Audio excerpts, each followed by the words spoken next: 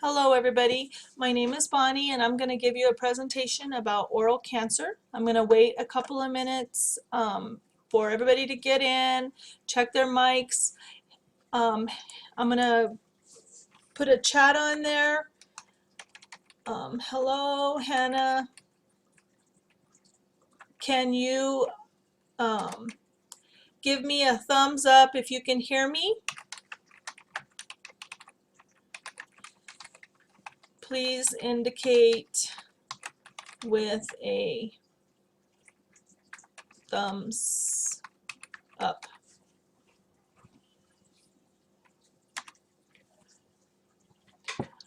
Just want to make sure everybody's in. All right, good job. So we're going to be talking about oral cancer today. So first of all, we're going to talk about the facts of oral cancer. Cancer of the mouth accounts for approximately 4% of cancers in men and 2% in women. Cancer of the mouth is the sixth most common form of cancer. Squamous cell carcinomas are attributed for about 90% of all cancers. Deaths due to oral and oropharyngeal cancer represent about approximately 2% total in men and approximately 1% total in women. The annual cases of oral cancer in the U.S. is approximately 35,000. Annual deaths in the U.S. from oral cancer is about 9,500. Oral cancer has a 40% chance for a 5-year survival rate, despite relative increases in other cancers.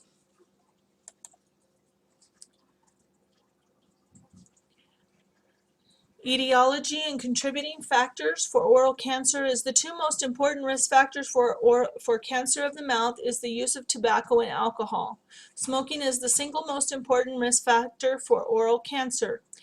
The use of smokeless tobacco. Evidence of specific viruses such as the HPV strain number 16 and 18, which is what is the virus that leads to cervical cancer, and the herpes virus, which is either a sexually transmitted disease or herpes of the lip, which is type 1.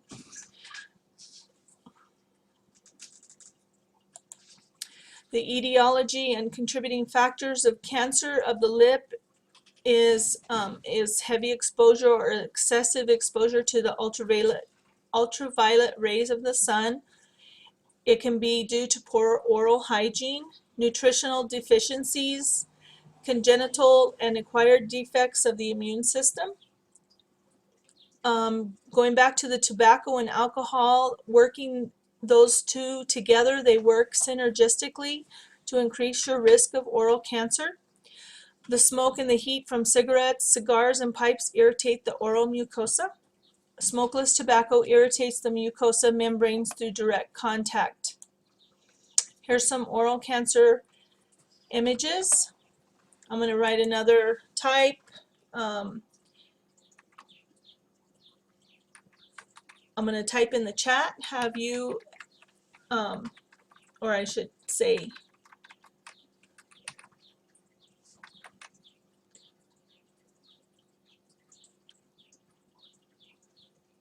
do you identify with any of the risk factors?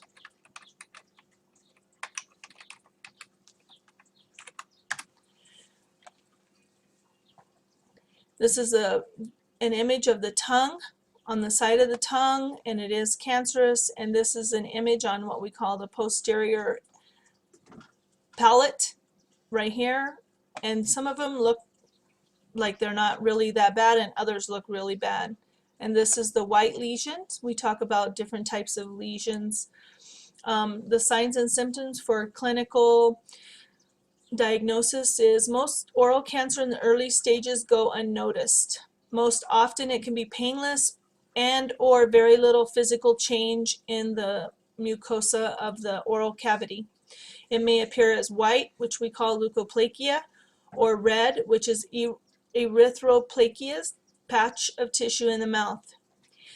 The erythroplakia lesions develop have a higher increase to develop into carcinoma than the white leukoplakia lesions. They can be small, indurated ulcers like a cancer sore.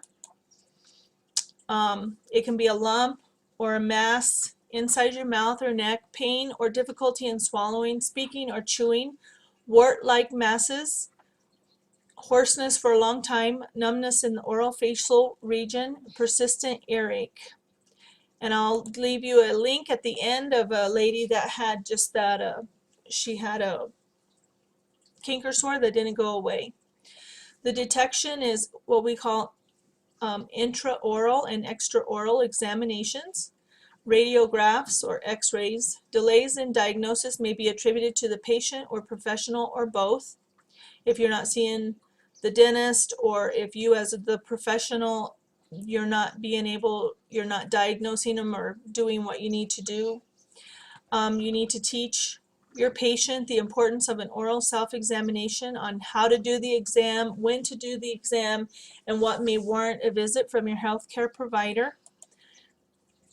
It is also important to have a sore or to have any sore or discolored area of your mouth that does not heal within 14 days looked at by a professional.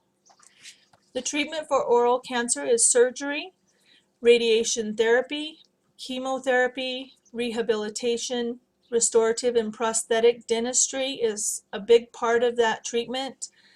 If you go online and you look at some of the YouTube for for prosthetic dentistry or restorative dentistry with the people that do smokeless tobacco. And social services also are a big part for that recovery plan. Here's some links that you need to be sure that you share with your patients: regular visits to your dentist or for an oral cancer screening, a monthly self-check exam. There is a YouTube video that shows you how to go through an oral self-check exam, and you can share that with your patients. Stop using tobacco, and they say moderation of alcohol products, but use everything in moderation. Stop Smoking link and alcohol withdrawal hotline. It just gives you some notice. That one will show you about what to look for if you're having alcohol withdrawals. And next, these are my references. And I also wanted to run a poll for you. So if you could take this poll right here, start voting on this poll. Go ahead, Hannah, if you want to answer that question for me.